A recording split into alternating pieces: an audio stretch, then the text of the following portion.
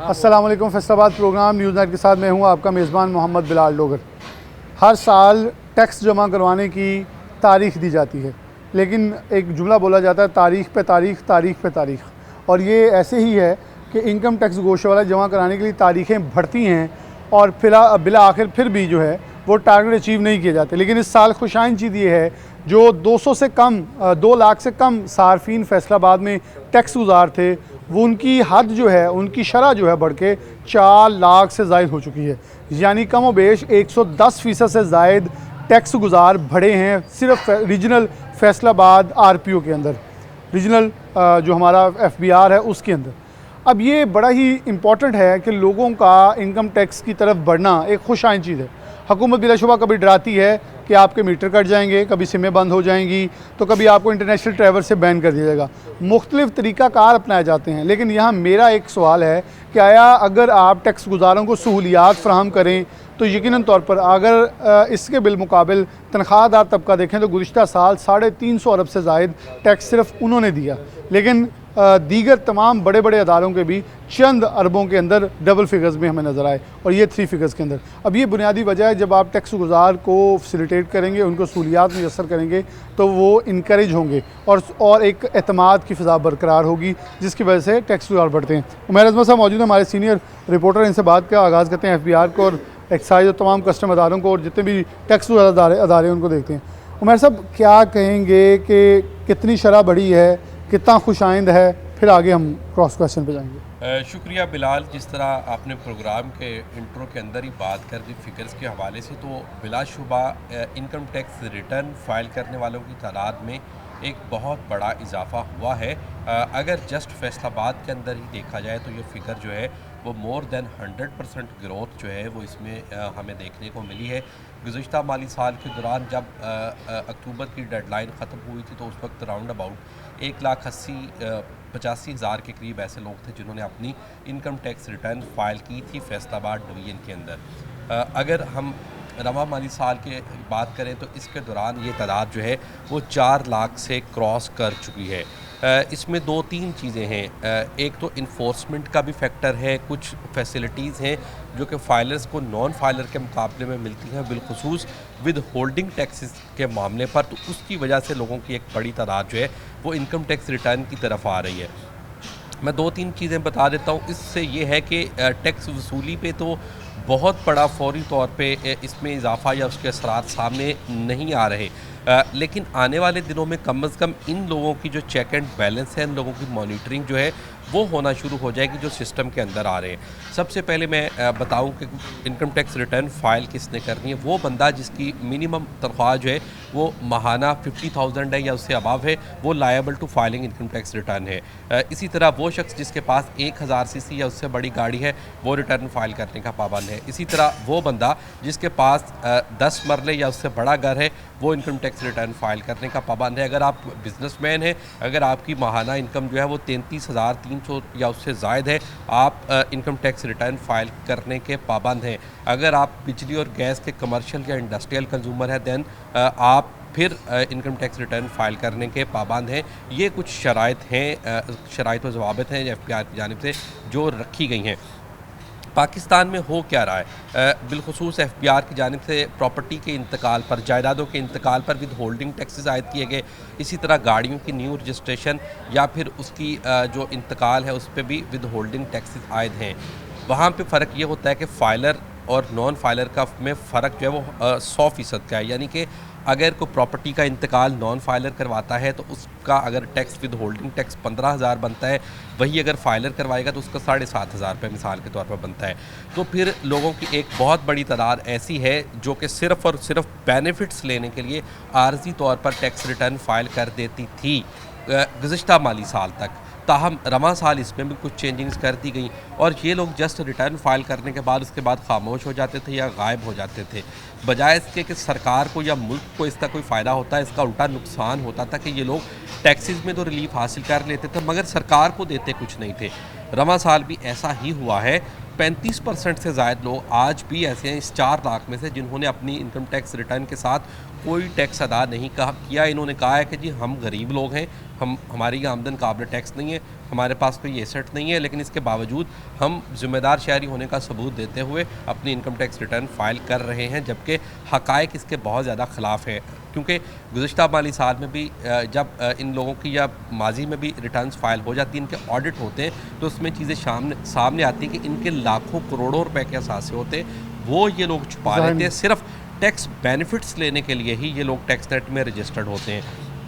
अब क्या होगा, एफबीआर ने एक तो लेट फाइलिंग की एक अलग से मुतारफ़ करवा दी इस्तिलाह कि अगर कोई नॉन फाइलर, लेट फाइलर और एक फाइलर, अगर आपने रजिस्ट्री करवानी है, आप फौरी तौर पे अपनी रिटर्न फाइल करके फाइलर नहीं हो सकेंगे, आप लेट फाइलर होंगे। वो फाइलर और नॉन फाइलर के रेट के दरमियान में एक नई कैटेगरी मुतारिफ़ करवाई ताकि इन लोगों को वो बेनिफिट्स ना हो सकें। दूसरा, एफबीआर ने ये कहा है कि वो लोग जो रिटर्न फाइल करते हैं तो अब उनका वसी पैमाने पे ऑडिट होगा, बिलखुसूस जो लोग ज़ीरो टैक्स के साथ रिटर्न फाइल करते हैं उन तमाम लोगों का ऑडिट होगा कि आया कि वाकई ही इनके असासे या इनकी आमदन इसी बराबर है।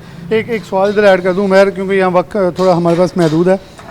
क्या यही बड़ी वजह नहीं है कि ट्रस्ट डेफिसिट नज़र आता है एफबीआर और टैक्स देने वाले तमाम अदारों के और लेने वाले तमाम अदारों के ऊपर, कि आवाम को ये कहा जाता है कि जो नेट में आ गया इसका गला दबा दें, कम क्यों दिया, ज़्यादा क्यों दिया, ये चेक कहाँ से आ गया, ये कहाँ से आ गया, जबकि जो नॉन फाइलर है वो कहीं ना कहीं उस विंडो, वो जो खुद एक चोरी की विंडो ओपन की हुई है उसके अंदर सही मौजे मारता है और कुछ भी जाहिर किए बगैर ज़्यादा इंजॉय करता है एज़ कम्पेयर टू जो फाइलर है। मैं 100% तो नहीं, लेकिन काफ़ी हद तक आपकी इस बात से मुत्तफिक हूँ, क्योंकि उसकी वजह यह है, मिसाल के तौर पर अगर आप इनकम टैक्स नेट में रजिस्टर्ड हो जाते हैं, आपने एक बार रिटर्न फाइल कर दी है, अब जो पाकिस्तान में कमर्शियल बैंक्स का ऑनलाइन सिस्टम है वो एफबीआर के साथ अटैच हो चुका है।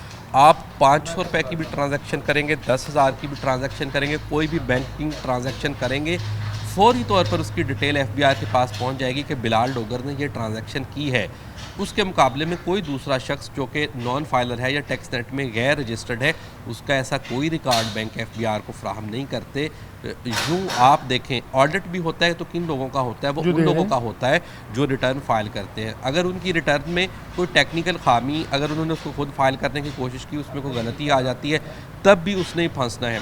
इस तरह अगर इस चीज़ को देखा जाए तो पाकिस्तान में जो अनरजिस्टर्ड लोग हैं उनको किसी हद तक फ़ायदा है, लेकिन अगर हम विद होल्डिंग टैक्सेस के मामले पर उनको देखें या बिज़नेस के हवाले से देखें तो उनको फिर टैक्सेस बहुत ज़्यादा अदा करना पड़ते हैं। अगर उन्होंने कोई कारोबार भी करना है तो उनको फर्दर टैक्स अदा करना पड़ता है। अगर वो नॉन फाइलर हैं, उन्होंने अपने बच्चे की इवन के फ़ीस भी यूनिवर्सिटी में जमा करवानी है तो उस पर भी उनको विद होल्डिंग टैक्स डबल पे करना पड़ता है। लेकिन सिचुएशन ये है कि पाकिस्तान में जब तक लोग टैक्स नेट में ज़्यादा से ज़्यादा नहीं आएंगे, टैक्स आमदन नहीं बढ़ेगी, उस वक्त तक ये सिस्टम नहीं चल सकेगा। फिर वही होगा, आप देखें आने वाले दिनों में IMF का वफद जो है वो पाकिस्तान आ रहा है और उम्मीद की जा रही है मिनी बजट आएगा, क्योंकि एफबीआर अपना टारगेट नहीं पूरा कर सका है, उसमें पीछे रहा है टारगेट से। टारगेट क्या था फैसलाबाद? जब तक फैसलाबाद तो अपना टारगेट पूरा कर चुका है, फैसलाबाद में मोर दैन 40% ग्रोथ जा रही है पिछले साल के मुकाबले में। लेकिन ओवरऑल हम अगर नेशन वाइड बात करें तो एफबीआर अपना टारगेट से काफ़ी ज़्यादा राउंड अबाउट 150 अरब से ज़ायद पीछे है। तो इसके लिए शायद कोई नया मिनी बजट आ जाए या कोई टैक्स के हवाले से फिर जिस तरह गुज़िश्ता माली साल में सेल्स टैक्स में या इनडायरेक्ट टैक्सेस में इजाफा किया जा रहा है तो उसका बोझ जो है वो गरीब आदमी को बर्दाश्त करना पड़ रहा है। गरीब आदमी को डेफिनेटली फिर उसका बोझ बर्दाश्त करना पड़ेगा कि जो उम्रा और इशराफिया है वो किसी न किसी तरह किसी तर्ज पे भी अपनी बचत करते हैं, जिसका आहर पर खमियाजा जो है वो आम आदमी को भुगतना पड़ता है कि जो कहीं ना कहीं इनडायरेक्ट टैक्सेस की मद में टैक्स से बढ़कर सब कुछ पे कर रहा है। एक मैकेनिज़्म टैक्स का हो ताकि इनडायरेक्ट टैक्स से आवाम की जान छूट सके। प्रोग्राम में आगे चलते हैं। वेलकम बैक नाज़रीन, दोबारा से प्रोग्राम के अंदर शामिल कहते हैं। हमारे साथ माहिर मौशियत अहमद शेख साहब मौजूद हैं, इनसे बात का आगाज़ करते हैं। अहमद भाई, बहुत शुक्रिया वक्त देने के लिए। इनकम टैक्स गोशवारे कहीं माली साल इख्तिताम हुए, आज 4 माह हो गए हैं।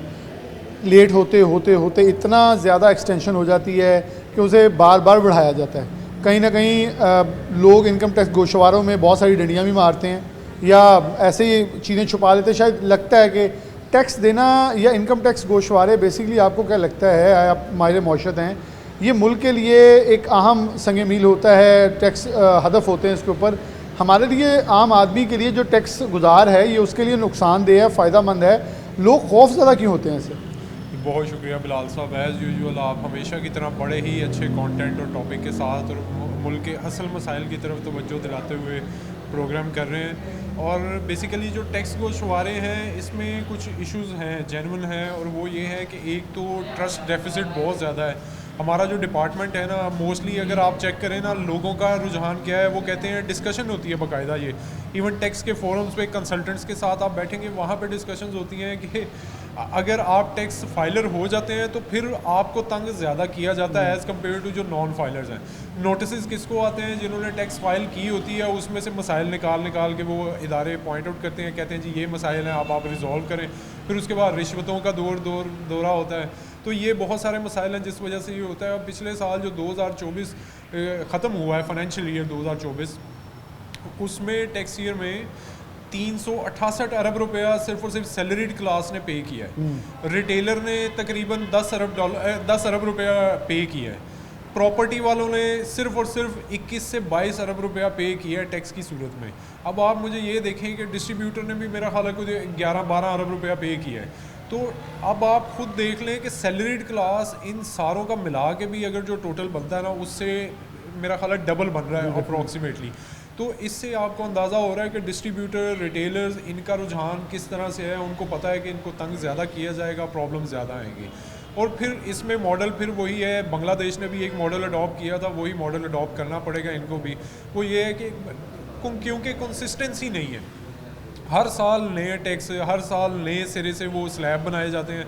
तो बिज़नेस कम्युनिटी अब बड़ा ना वो फेस करती है, वो कहती है कि हमें नहीं पता अगला साल हमारे बिज़नेस के लिए कैसा होगा। अब जैसे 2022 में 23 में कुछ रूल्स थे जी, बिजली का रेट फ़िक्स होगा, फ़लाँ चीज़ फ़िक्स होगी। अगले साल आते ही नई गवर्नमेंट आई, सारा कुछ रिवर्स हो गया। तो जिन लोगों ने इन्वेस्टमेंट की, मशीनरी इंपोर्ट की, उन सब को बड़ी प्रॉब्लम फेस करनी पड़ी। उन सब ने कहा हमने जी गलत फ़ैसला लिया था जो इंपोर्ट की सारी।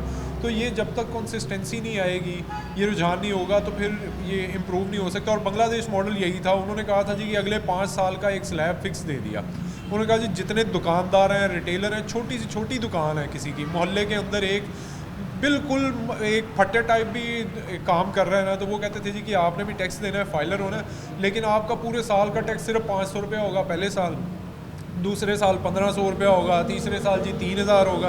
वो इस तरह उन्होंने अगले 5 साल का प्लान दे दिया, साथ में कह दिया आपको कोई इदारा तंग नहीं करेगा, जो आपने फाइल कर दिया बस वही फुल एंड फाइनल है। लेकिन अहमद साहब, इधर भी तो ताज़ा दो स्कीम के नाम के ऊपर पहले यही आया था ना कि आपको 250 या 1250 के करीब पैसे लगेंगे, लेकिन जब आए हैं टैक्स तो किसी को 40,000, किसी को 10,000, मतलब यानी कि रोड मुख्तस कर दिए। तो कहीं ना कहीं आपको नहीं लगता कि पॉलिसी साजी कमज़ोर है, जो आप भी जिसकी इंडिकेशन कर रहे हैं कि अगर उनको करें लोगों का जो एतबार है, ट्रस्ट डेफिसिट है, वो ज़्यादा है, इसलिए हमारा टैक्स निज़ाम जो है वो शेक करता नज़र आता है हमेशा। जी बिल्कुल ऐसे ही है। असल में ये टैक्स की जो पॉलिसीज़ बनाई जाती है ना, उसमें FBR बहुत मेन रोल प्ले करता है। अब जिस इदारे ने टैक्स कलेक्ट करना है, आप उसी को कहेंगे कि आओ जी हमारे साथ बैठ के, फाइनेंस मिनिस्टर कहे कि जी टैक्स के रूल्स बनाओ, तो वो ज़ाहिर है उनका सारा फोकस होगा कि टैक्स रिकवरी कैसे करनी है। वो आपको रास्ते ही वो बताएंगे, हालांकि रास्ता वो बताना चाहिए जिसमें आसान टैक्स हो, ज़्यादा से ज़्यादा लोग टैक्स नेट में आएँ, बर्डन कम हो, लेकिन लोग ज़्यादा पे कर रहे हो तो ऑटोमेटिकली आपका टारगेट फिल हो रहा हो। अब 13 ट्रिलियन रुपीज़ का टारगेट रखा हुआ है अगले साल का टैक्स का,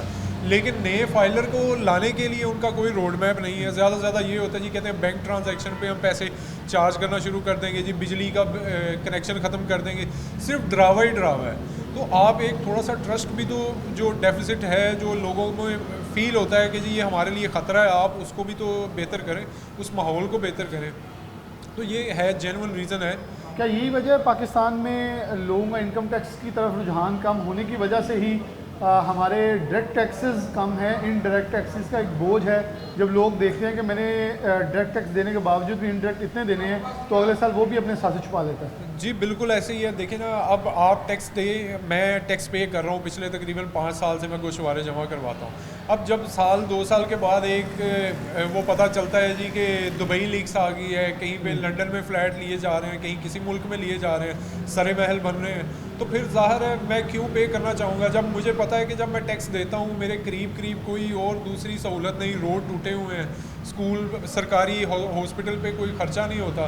तो सिर्फ टैक्स कलेक्ट करना मकसद नहीं होता, टैक्स कलेक्ट करने का मकसद ही ये होता है, पूरी दुनिया में ये होता है, जो टैक्स फाइलर होते हैं उनको फैसिलिटेट किया जाता है सरकारी अस्पतालों में, स्कूलों में, उनके लिए अच्छी से अच्छी सहूलियात दी जाती है। यहाँ पे ऐसा कुछ है नहीं। लोग कहते हैं जी हमने दे के भी क्या करना है जी, वो उनकी जेबों में जाएगा। आप ये अक्सर जुमला सुनते होंगे, किसी को आप कहेंगे जी टैक्स दो, वो कहता है जी कि ये तो इनकी जेबों में जाएगा, क्योंकि डायरेक्टली नज़र नहीं आ रहा होता। तो आप थोड़ा सा इसमें ये शो करना शुरू कर दें कि हम आपके साथ मुखलिस हैं, हम आपके पैसों से 200 लोग उम्रा करने नहीं जाएंगे, हम पूरा ख़ानदान और 2 फैमिलियाँ दोस्तों की लेके दूसरे मुल्कों में सैर व तफरीह के लिए नहीं जाएंगे आपके बजट पे। तो ऑटोमेटिकली लोगों का रुझान बढ़ेगा। आप उनको फैसिलिटेट करें, सड़कें बेहतर करें, स्कूल बेहतर करें, साथ में उनको कहें जी टैक्स की अमाउंट बहुत नॉमिनल है, आपको थोड़ा पे करना पड़ेगा, लेकिन पूरी कौम करे। जब सारी कौम हज़ार रुपया भी पे करेगी, ये जो 13 ट्रिलियन का है वो आप देखेंगे टारगेट कैसे पूरा नहीं होता। लेकिन यहाँ पे क्या होता है, वो कहते हैं जी एक बंदे को 40,000 दे दो, जो नहीं देता उसको अगले बार हम ना टाइट करेंगे, अगली दफ़ा वो आ जाए। तो वो लोग कहते हैं क्यों दें हम, क्यों दें। अहमद शेख साहब मौजूद है, बहुत शुक्रिया आपका। एक पॉइंट उन्होंने हाईलाइट किया, वो बड़ा ही कीमती था कि मैं उसकी मिसाल ऐसे दूंगा कि Faisalabad second largest revenue generation city है, सबसे ज़्यादा दूसरे नंबर पे पाकिस्तान में रेवेन्यू जनरेट करके देता है। सड़कें टूटी हुई हैं, पब्लिक ट्रांसपोर्ट है नहीं, रात को स्ट्रीट लाइट चलती नहीं है, पार्क्स उजड़े पड़े हैं, सफाई का निज़ाम असर नो मौसर नहीं है। तो लोग टैक्स देते हुए सोचते हैं आया मुझे रिटर्न मिल रहा है। स्कूल प्राइवेटाइज हो रहे हैं, अस्पतालों में MRI और CT स्कैन की मशीनें प्राइवेटाइज हो रही हैं। तो लोगों को जब पे करके ही सब कुछ लेना है, तो दे सेज वो अपने आप को यही समझाते हैं कि हम फिर प्राइवेटाइजेशन या हम प्राइवेट इंस्टीट्यूशंस में जाना है, तो डेफिनेटली फिर मैं टैक्स किस लिए पे करूं। टैक्स तो तब पे किया जाता है जब मुझे इसके बरक्स सहूलियात मिलेंगी। एक ब्रेक लेते हैं, दोबारा हाजिर। प्रोग्राम में आगे बढ़ते हैं। हमारे साथ कैसर शमस गुच्छा साहब मौजूद हैं, फैसलाबाद ईवान सदर तजारत के सीनियर नायब सदर हैं। कैसर साहब बहुत शुक्रिया वक्त देने के लिए। टारगेट अचीव नहीं कर पाया FBR, ताहाल अभी भी इनकम टैक्स गोशवारे जमा करवाने की जो हद रखी थी, लेकिन फैसलाबाद 40% बेहतर नज़र आया। बल्कि अगर गुज़िश्ता साल से देखें तो 100% से ज़ायद इनकम टैक्स रिटर्न जमा करवाने वालों की तादाद बढ़ी है। आप क्या समझते हैं, अभी भी ओवरऑल पाकिस्तान में देखें तो डेफिसिट नज़र आ रहा है टैक्स गुजारों का? क्या एतमाद बहाल नहीं हो रहा, या कई पॉलिसी साजी का फ़र्क है, या लोग डर रहे हैं अभी भी कि इंटरेक्ट टैक्सेस इतने सारे हैं, डायरेक्ट दे के भी इतने सारे इंटरेक्ट ही देने हैं, तो फिर टैक्स देने का फ़ायदा नहीं? आप इसको कैसे देखते हैं? क्योंकि यॉन मार्केट बहुत बड़ी मार्केट है, उसके अलावा इस वक्त चैम्बर को आप रिप्रेजेंट कर रहे हैं, तो ओवरऑल भी सारी सिचुएशन को कारोबारी अफराद को देख रहे हैं। बहुत शुक्रिया डॉक्टर साहब। देखिए, सबसे पहली बात तो यह है कि इस वक्त हमारे पूरे मुल्क की इंडस्ट्री जो है वो तकरीबन बंद है। 50% हमारी अपनी इंडस्ट्री हमारी बंद है, हमारे कारोबार नहीं चल रहे। आप मार्केटों में चले जाएँ, हूँ का आलम है, दुकानें जो हैं वहाँ पे लोग गाहक नहीं है, लोगों में सकत नहीं है कि वो कुछ चीज़ बाई कर सकें। सबसे ज़्यादा बिजली का बिल है, उसके बाद बाकी चीज़ें बहुत महंगी हैं। तो मैं समझता हूँ इसमें सबसे बड़ा इफ़ेक्ट इस चीज़ का है कि लोगों के पास जो है, लोगों की इनकम कम है, ख़र्चे ज़्यादा हैं। आप मार्केटों में चले जाएं, आप हर जगह चले जाएं, हर बंदा आपको जो है परेशान नज़र आता है। तो मैं समझता हूँ जो टारगेट जो आप बता रहे हैं, ठीक है वो पहले से बेहतर हुआ है, लेकिन आगे जो है मुझे नहीं लग रहा कि मज़ीद जो टारगेट जो इनकम टैक्स है ये बेहतर होगा। उसकी जैसे कि मैं अक्सर में कहता हूँ कि अगर हुकूमत ने एक 3.5 ट्रिलियन का जो है नॉन फाइलर का जो उन्होंने एक अंदाज़ा उन्होंने किया, टारगेट रखा हुआ है, बल्कि FBR को चाहिए उस पे ज़्यादा इनको जो है फोकस करना चाहिए, बजाय इसके कि जो पहले लोग टैक्स दे रहे हैं उनको आप मज़ीद आप उनको टैक्स में उनको टैक्स के लिए उनको कहें या उन पर मज़ीद और चीज़ें लागू करें।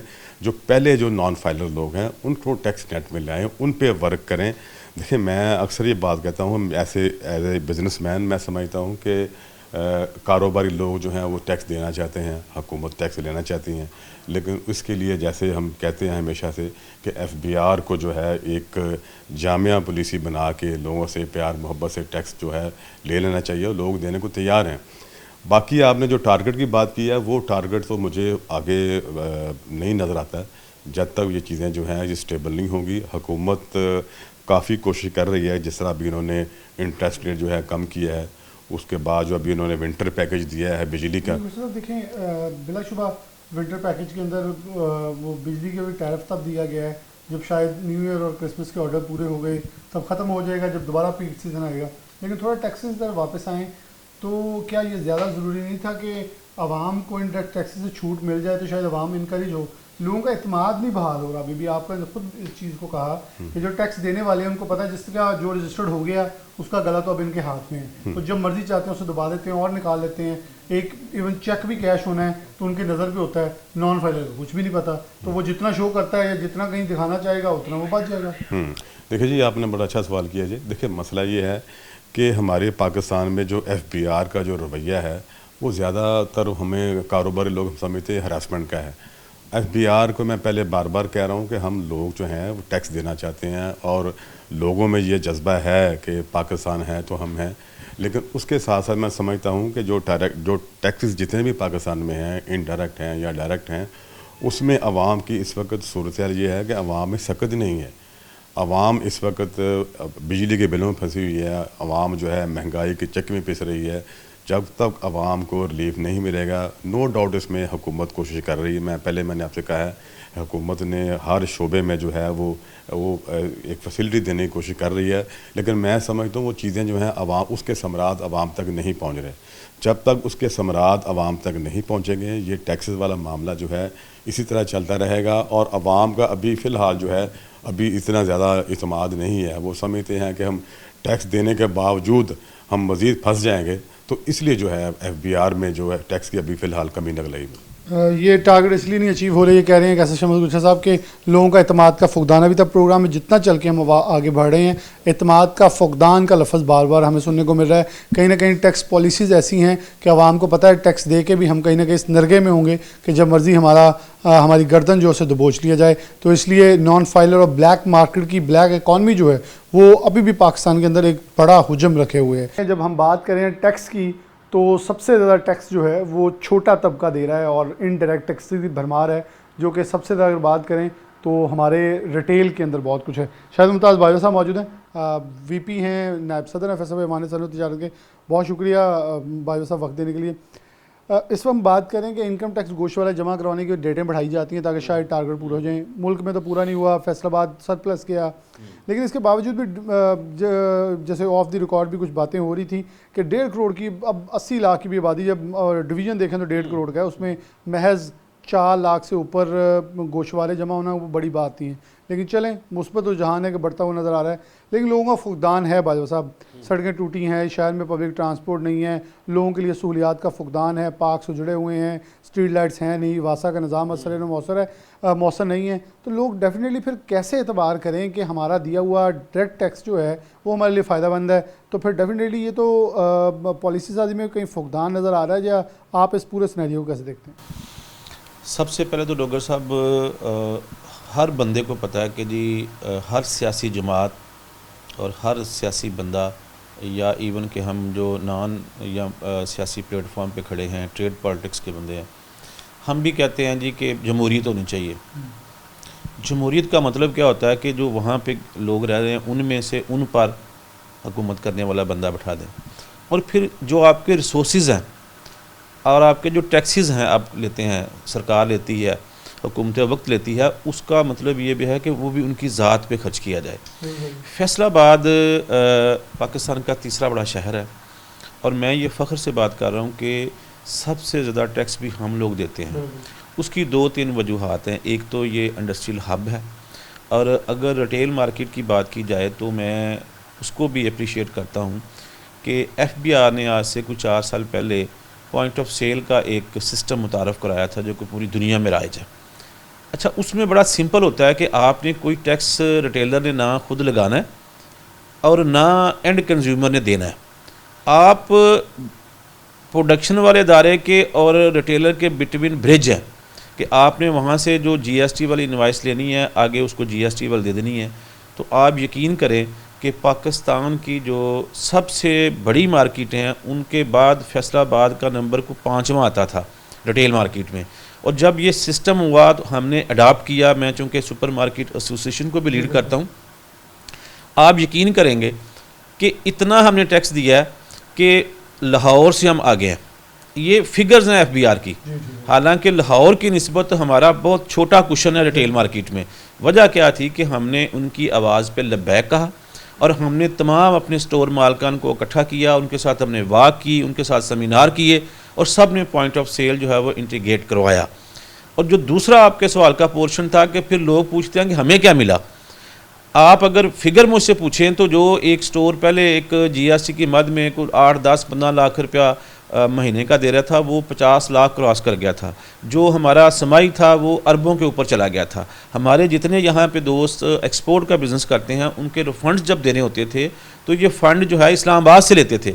अब रिकॉर्ड FBR का उठा के देख लें कि पिछले 2-3 साल में जितना रिफ़ंड दिया गया है वो सिर्फ़ और सिर्फ एक सेक्टर जो हमारे मेगा स्टोर्स पे इन्होंने पॉइंट ऑफ सेल लगाया, हमने इतना GST इकट्ठा करके दिया कि इनको रिफ़ंड वहाँ से करके दे दिया गया। और अगर वो इतना फ़ंड या इतना टैक्स जब हमने कलेक्ट करके दिया है तो हम भी ये तवक्को करते हैं कि हुकूमत वक्त जो है ना वो हमारी फलाह व बहबूद के लिए हमारे ऊपर खर्च करे, रोड्स का निज़ाम बेहतर करे, स्ट्रीट लाइट का बेहतर करे।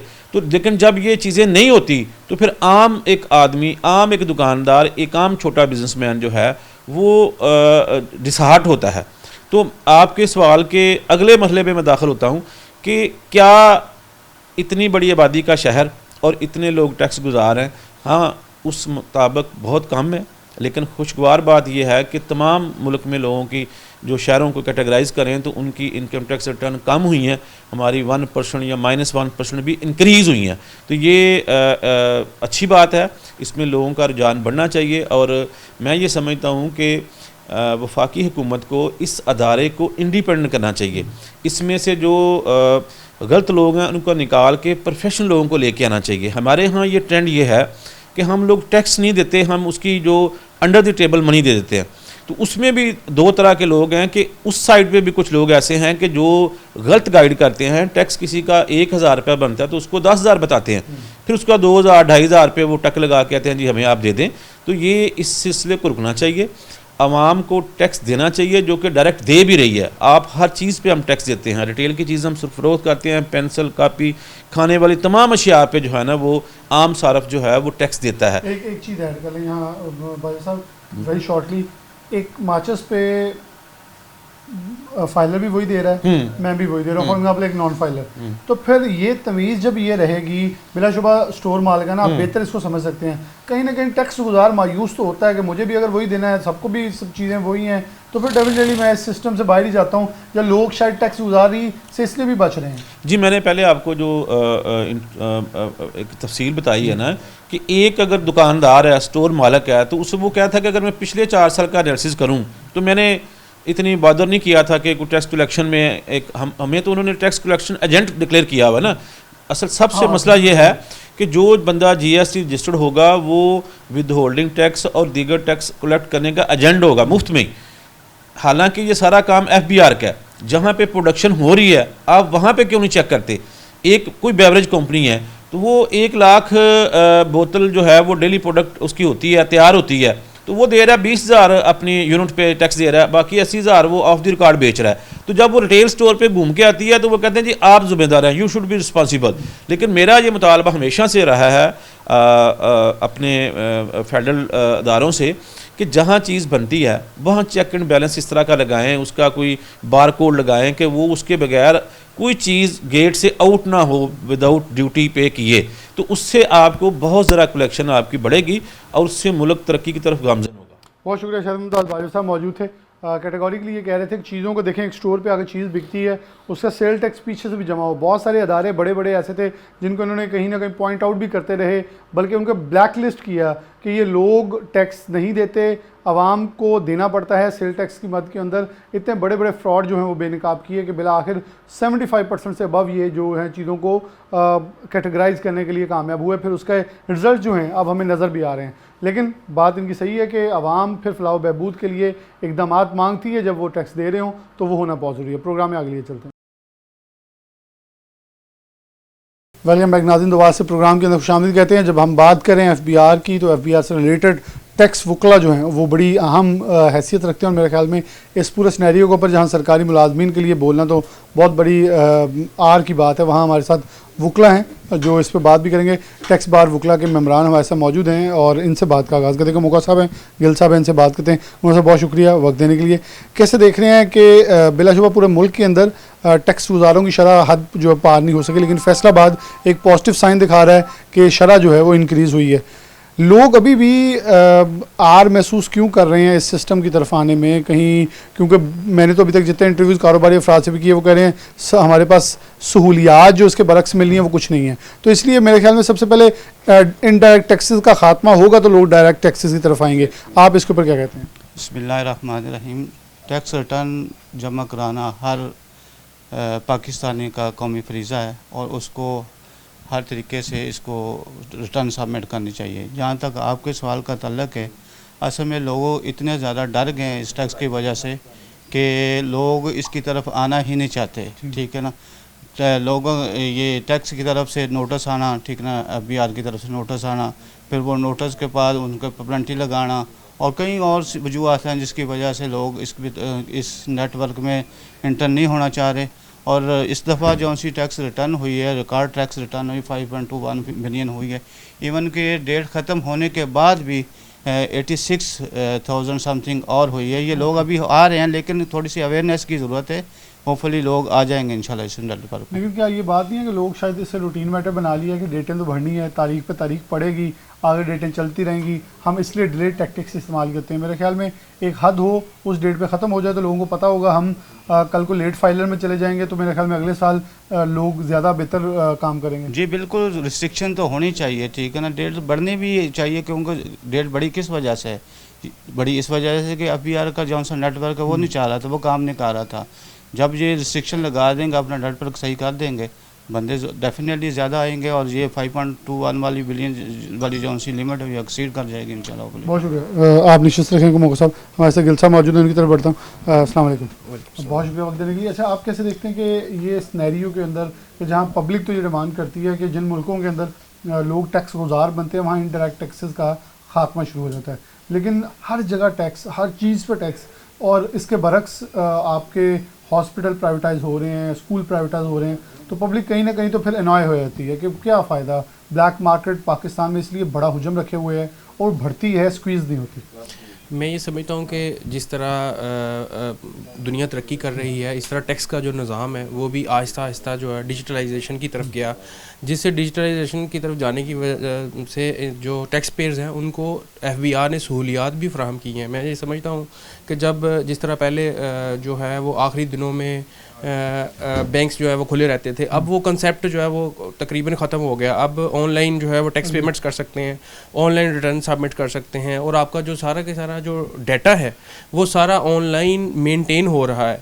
तो मैं ये समझता हूँ कि पिछले सालों की निस्बत कोई लेट 2-3 साल की निस्बत अब जो है वो टैक्स रिटर्न फाइल करना बहुत ही आसान है और फाइलिंग के लिए डाटा को कलेक्ट करना एक बहुत बड़ा चैलेंज होता था। तो मैं ये समझता हूँ अब वो चैलेंज भी आहिस्ता आहिस्ता जो है वो रिड्यूस हो रहा है। तो टैक्स पेयर्स को चाहिए कि वो अपने जो काउंसल्स हैं उनके साथ अपनी इंगेजमेंट को इम्प्रूव करें और जो उनकी इंस्ट्रक्शंस हैं उसको फॉलो करते हुए हर साल टाइमली रिटर्न जो है वो सबमिट करें। अब दूसरी बात, जब ग्लोबलाइजेशन की बात करें, आपका क्वेश्चन कि दुनिया किस तरह कर रही है, तो हमारा जो सिस्टम है IRIS जो सिस्टम है ये ग्लोबल सिस्टम है और इसी तरह जो है वो UK में और USA के अंदर भी इसी तरह के सिस्टम्स हैं। लेकिन उसमें थोड़ा सा फ़र्क ये है कि हमारे जो वर्जन्स हैं वो कम जो है वो डाटा सिक्योर करने वाले हैं और उनके जो वर्जन्स हैं वो अपडेटेड और अपग्रेड जो है वर्जन है। तो मैं ये समझता हूँ कि जिस तरह डिजिटलाइजेशन में पूरी दुनिया आगे जा रही तो पाकिस्तान भी आगे जा रहा है। तो इसमें FBR को क्रेडिट देना चाहिए, FBR को क्रेडिट देना चाहिए कि उन्होंने आहिस्ता आहिस्ता अपने आप को इम्प्रूव किया है। अच्छा, दूसरी बात ये कि मैं ये समझता हूँ कि पाकिस्तान में जो टैक्स पेयर है उसको उसकी जो है सेमिनार्स मुनक़द होने चाहिए ताकि उसको अवेयरनेस आए कि अगर मैं टैक्स नेट में आऊँगा तो मुझे क्या फैसिलिटीज़ हैं और जो मैं टैक्स नेट में नहीं हूँ तो मुझे क्या क्या पेनल्टीज़ हैं। तो मैं ये समझता हूँ कि FBR की हद तक ये एक नाकामी भी है कि उन्होंने सिर्फ अपना जो फियर है वो टैक्स पेयर को दिखाया है, लेकिन जो फैसिलिटीज़ हैं उसको वो टैक्स पेयर तक कन्वे नहीं कर सके। लेकिन दूसरी तरफ अगर देखें तो बिलाशुबा आप सही कह रहे हैं कि FBR को डिजिटलाइज होने में ये बड़ी अच्छी चीज़ है कि हम डिजिटल दुनिया की तरफ बढ़े हैं। एक बंदा रात को बैठे अपने फ़ोन पे, लेकिन वो सिस्टम बैठ जाता है। सॉफ्टवेयर का भी बहुत सारा मसला है। लेकिन एक बड़े पर्सपेक्टिव में देखें तो इनकम टैक्स रिटर्न की मद में इतना बड़ा रेवेन्यू अरबों का रिफंड्स की शक्ल में पड़ा है, लेकिन आप जब लोगों को इनकम टैक्स रिफंड्स नहीं देंगे तो फिर अगली बार जो नया टैक्स गुजार है वो तो इससे कदर महसूस करेगा कि मुझे कौन सा पैसे वापस मिले। ये एक ऐसा विंडो है, ऐसा पोर्शन है जहाँ लोगों को पता है ये तो कभी वापस आने नहीं है, तो हुकूमत को इस पर इकदाम नहीं करने चाहिए कि अपने अकाउंट भरने के बजाय लोगों को उनका हक उनका वापस करें, जहाँ उनका राइट है, तो चीज़ें कम हो सकती थी। जहाँ तक रिफंड की बात है, मैं ये समझता हूँ कि एफबीआर की ये एक और जो है वो नाकामी समझ लें या इसके ऊपर उनका गौर नहीं है कि जब आप टैक्स पेयर को फैसिलिटेट नहीं करेंगे इन शेप ऑफ फाइनेंशियल कि उसकी आपने पैसे ज़्यादा अगर आपके पास आ गए हैं इन शेप टैक्स की मद में, तो आपको फौरी तौर पे उसे बैंक में क्रेडिट करना चाहिए। इसमें सेल टैक्स के अंदर एक्सपोर्टर्स को जिस तरह फास्टर के थ्रू रिफंड इशू हो रहा है, तो मैं ये समझता हूँ कि इनकम टैक्स के अंदर भी एक सिस्टम जो है वो लाना चाहिए, उसको इम्प्रूव करना चाहिए, ताकि जो टैक्स पेयर है वो देखें वो 30 सितंबर लास्ट डेट है, टैक्स पेयर को पता हो कि 1 अक्टूबर को मेरे अकाउंट में इतने पैसे रिफंड की शक्ल में आएंगे, वो खुद पे करेगा, वो वकील की फीस भी देने के लिए तैयार होएगा, वो जो दूसरे एक्सपेंसेस हैं वो भी करेगा, अपना टाइम भी निकालेगा और इसको इंपॉर्टेंस देगा कि उसको पता है कि मेरा ये इतने रिफंड जो है वो मुझे 1 नवंबर को या 1 अक्टूबर को मुझे मिल जाएगा। तो मैं ये समझता हूँ कि ये जो चीज़ें हैं इनको इम्प्रूव करने की ज़रूरत है और टैक्स पेयर को ऑटोमेटिकली जो है वो इस चीज़ का एहसास भी होगा, और जो नहीं रिटर्न सबमिट कर सके उसको रिफंड नहीं मिलेगा, उसकी चीज़ें सारी लेट हो जाएंगी, तो वो ये समझेगा कि मुझे अगले साल लाजमी जो है वो फाइल करनी चाहिए। अच्छा गिल साहब, इसमें आप दीगर लोगों को आगाही के लिए क्या बताएंगे कि जैसे हम रेस्टोरेंट जाते हैं, खाना खाना जाते हैं, कहीं शॉपिंग करने जाते हैं, तो वहाँ जो टैक्स पे होता है, क्योंकि बहुत सारे लोगों को यहाँ तक भी शिकायत मिली है जो POS सिस्टम है उधर भी फेक इनवॉइसेस का इस्तेमाल होता है, तो फिर लोग कहते हैं जी देखें मैंने भी वही टैक्स दिया था, जो नॉन फाइलर उसने भी टैक्स दिया था, कि यहाँ भी तमीज़ बढ़ा नहीं देनी चाहिए, एटलीस्ट जो फाइलर है उसको कार्ड इशू हो ताकि उसे रेस्टोरेंट पे भी कोई राहत मिले, दूसरों को मिले, क्योंकि ये तो एक ही सबको जैसा हाँका जाता है एक ही सोटी के साथ, तो फिर वहाँ लोगों के अंदर होता है यार मुझे और इसमें फ़र्क तो कोई भी नहीं नज़र आ रहा। रेस्टोरेंट के जहाँ तक रेस्टोरेंट की बात है, तो मैं कह रहा हूँ जहाँ हाँ बिल्कुल, एक रेस्टोरेंट की हम मिसाल ले लेते हैं, उसके अंदर जो पंजाब रेवेन्यू अथॉरिटी के अंदर जो है वो फॉल करते हैं रेस्टोरेंट्स, और उसके अंदर एक फैसिलिटी है कि अगर आप थ्रू क्रेडिट कार्ड पेमेंट करते हैं तो वो 5% रेट है, अगर आप कैश देते हैं तो वो पूरा 19%। हाँ, जब क्रेडिट कार्ड के जरिए या डेबिट कार्ड के जरिए पेमेंट होती है तो वो एफबीआर का फौरी रिपोर्ट हो जाती है, उसके अगेंस्ट इनवॉइस काटना ज़रूरी है, बेशक नॉन फाइलर है, उसके लिए फाइलर और नॉन फाइलर की कोई कदर नहीं है सेल टैक्स में। इनकम टैक्स तो है नहीं है वहाँ पे, वो पेमेंट्स के ऊपर वो एंड कंज्यूमर को सेल है, पेमेंट्स जो करता है वो उसके ऊपर इनकम टैक्स नहीं है। तो मैं ये समझता हूँ कि इसी तरह की जो फैसिलिटीज़ है इनकम टैक्स के अंदर वो भी लानी चाहिए, ताकि जो है वो टैक्स पेयर ये समझे कि मैंने अगर देखें, एक सिंपल मैं बात करता हूँ, अगर किसी बंदे को आप फैसिलिटेट नहीं करेंगे वो आपकी तक उसकी रसाई जो है ना वो जिस तरह मर्जी आप करें वो अवॉइड करेगा।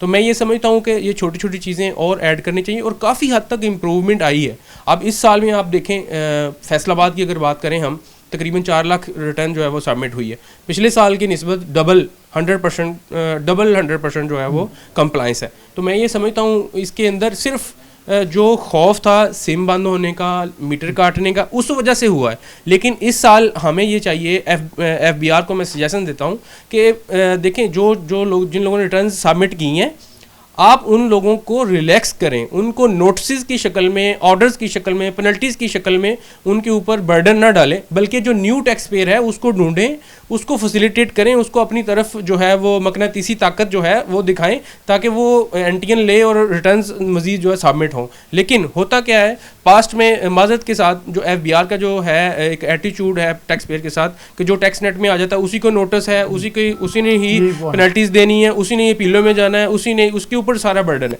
तो मैं ये समझता हूँ कि इसके ऊपर एफबीआर को चाहिए कि एक पूरे का पूरा मैकेनिज़्म बनाए और जो टैक्स बार्स हैं उनके साथ मिल के, जो ताजर हैं उनके साथ मिल के एक बैठ के जॉइंट वेंचर के तहत ये जो चीज़ें हैं वो सेटल करनी चाहिए, और जो टैक्स पेयर बढ़ाने का जो मामला है उस कैंपेन को आगे लेके चलना चाहिए। बहुत शुक्रिया, हमारे साथ मौजूद मेंबरान मौजूद थे, बहुत ही तफसील से बात हुई। मैं ज़रा इनकी बात को थोड़ा ह्यूमरस वे में ये कह दूं कि तुसी डरा बंदे मारते हैं, पाकिस्तान के वैसे बंदे तो वैसे डरते हैं, जितनी आफत पाकिस्तान में मौशी तौर पर दीगर आती हैं तो अवाम वैसे डरना छोड़ गई है। इनको जितना लालच आप अच्छे तरीके से दे सकते हैं कि आपको फैसिलिटेट किया जाएगा, आपको फॉर एग्जांपल पेट्रोल के अंदर, आपको खाने के अंदर, शॉपिंग के अंदर, आप यकीन मानिए लोग बढ़ेंगे, ना बढ़े तो ख़वातीन ज़रूर बढ़वा देंगी कि आप रजिस्टर्ड हों तो शॉपिंग के अंदर हमें डिस्काउंट मिलेगा। लेकिन ये एक बात, एक पॉइंट थी, लेकिन अगर इसे सीरियस नोट्स पे लें तो चीज़ों को बहुत असर नो पॉलिसी साजी की ज़रूरत है ताकि बुनियादी और मुस्बत अंदाज में चीज़ों को आगे बढ़ाया जा सके। इसी के साथ प्रोग्राम न्यूज़ नेट से इजाज़त दीजिए। अल्लाह हाफ़िज़।